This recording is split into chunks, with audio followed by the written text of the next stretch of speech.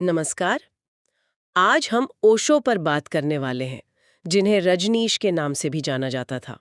हमारे पास ओशो जीवन और दर्शन पर कुछ लेखों के हिस्से हैं, तो उन्हीं के आधार पर ये चर्चा रहेगी। जी। कोशिश ये है कि ओशो के जीवन की खास बातें, उनकी टीचिंग्स, जो विवाद उनसे जुड़े रहे और उनका क्या असर रहा है, उसे समझें। ये सब हम सीधे सोर्स मटेरियल के आधार पर ही करेंगे। बिल्कुल। तो शुरुआत करते हैं। चंद्र मोहन जैन से ओशो बनने तक का उनका सफर, ये कैसे हुआ कि वो इतने जाने माने और साथ ही इतने विवादास्पद आध्यात्मिक गुरु बन गए। हाँ, ये सफर काफी दिलचस्प है। एक तरफ तो वो थे जिन्होंने बहुत गहरे आध्यात्मिक अनुभव का दावा किया, और दूसरी तरफ उन्होंने संगठित धर्मों को सिरे से नकार दिया। अच्छा।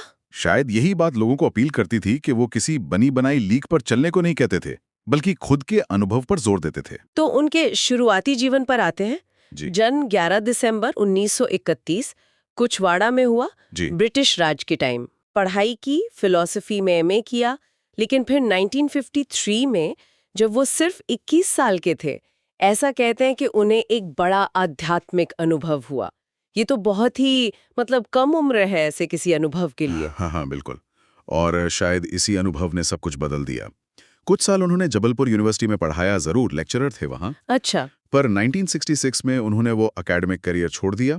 फिर वो पूरे भारत में घूमने लगे, और वो सिर्फ धर्म की ही नहीं, बल्कि जो स्थापित राजनैतिक विचारधाराएं थीं, यहाँ तक कि महात्मा गांधी की भी काफी तीखी आलोचना करते थे। तो ये सिर्फ धार्मिक आलोचना नहीं थी, बल्कि सामाजिक और राजनीतिक भी थी। हाँ, बिल्कुल। फिर 1970 के आसपास मुंबई में उन्होंने लोगों को दीक्षा देना शुरू किया और उनके अनुयायी नव सन्यासी कहलाए। ये नव सन्यासी, क्या ये पारंपरिक सन्यासियों से अलग थे? हाँ, सोर्स तो यही बताते हैं। ये सन्यास का एक मॉडर्न रूप था, कह सकते हैं। जैसे पारंपरिक गेरुआ वस्त्र नहीं, शायद अलग रंग के कपड़े, और दुनिया छोड़ने की बजाय दुनिया में रहकर ही ध्यान और एक तरह के उत्सव पे जोर था। हाँ। ओशो ने जो संस्थागत धर्म थे उनको तो खारिज कर ही दिया था, और उन्होंने डायनामिक मेडिटेशन जैसी कुछ एक्टिव ध्यान की विधियां सिखाई। अच्छा, डायनामिक मेडिटेशन ये क्या था? ये पारंपरिक शांत बैठकर ध्यान करने से काफी अलग था। इसमें काफी शारीरिक गतिविधि, आवाज निकालना, भावनाओं को बाहर निकालना, उस पे बल था। दिलचस्प है। और वो तपस्या के भी खिलाफ थे, है ना? उनका कहना था कि दुनिया में रहो, पूरी तरह जियो, लेकिन बिना किसी मोह या लगाव के। सही, यही उनका फलसफा था।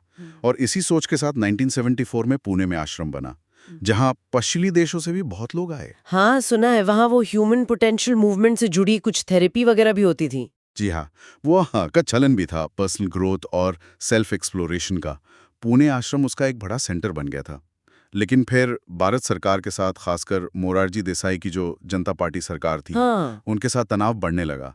आश्रम के विस्तार पर कुछ रोक लगी, और टैक्स को लेकर भी काफी बड़े दावे किए गए, करीब $5 मिलियन का। अच्छा खासा अमाउंट है ये तो।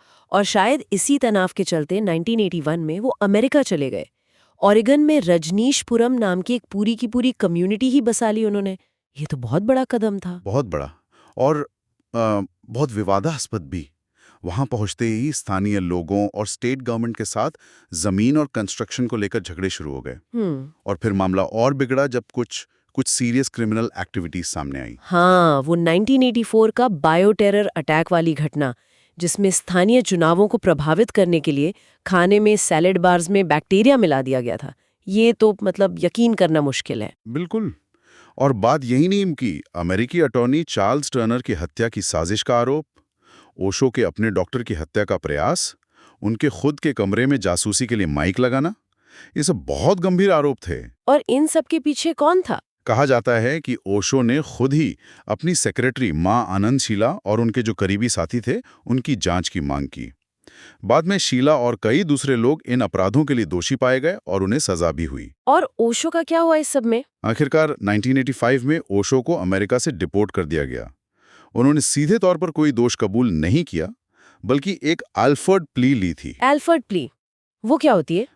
आप अपनी बेगुनाही पर तो कायम रहते हैं, लेकिन ये मानते हैं कि प्रोसिक्यूशन के पास आपको दोषी ठहराने के लिए काफी सबूत हैं, और सजा कबूल कर लेते हैं। इसके बाद करीब 21 देशों ने उन्हें अपने यहाँ आने से मना कर दिया। बाप रे, पूरी दुनिया में एक ग्लोबल गुरु के लिए ये तो बहुत बड़ा झटका रहा होगा। यकीनन। तो फिर वो भारत वापस आए। हाँ, 1986 में भारत लौटे, पहले मुंबई में रहे, फिर जनवरी 1987 में वापस पुणे आश्रम आ गए और उसे फिर से पुनर्जीवित किया, और वहीं पुणे में 19 जनवरी 1990 को उनकी मृत्यु हो गई। तो आज उनकी विरासत, उनका असर किस रूप में मौजूद है? देखिए, पुणे का आश्रम तो अब ओशो इंटरनेशनल मेडिटेशन रिजॉर्ट के नाम से चलता है, और उनकी जो किताबें हैं, ऑडियो वीडियोस हैं, उनकी इंटेलेक्चुअल प्रॉपर्टी, उसका मैनेजमेंट ओशो इंटरनेशनल फाउंडेशन देखता है।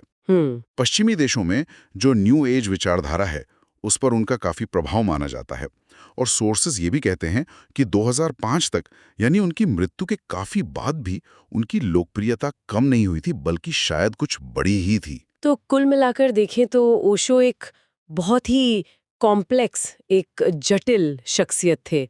दार्शनिक, गुरु, रहस्यवादी और साथ ही एक बेहद विवादास्पद नेता भी। बिल्कुल।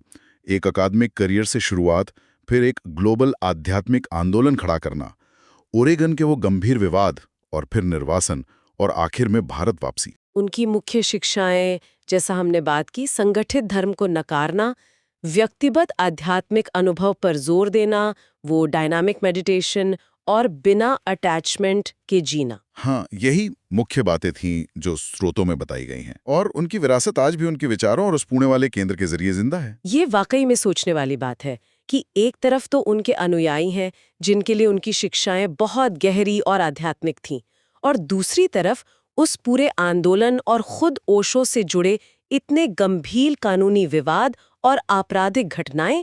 इन दोनों पहलुओं को कोई कैसे देखे, कैसे समझे? बिल्कुल। या ये सवाल भी कि इतने विवादों के बावजूद उनकी बातों में, उनकी शिक्षाओं में लोगों की दिलचस्पी क्यों बनी रही, आज भी है। ये आज के समय की जो आध्यात्मिक खोज है, लोगों की जो ज़रूरतें हैं, उसके बारे में क्या बताता है? ये सवाल शायद सोचने के लिए है।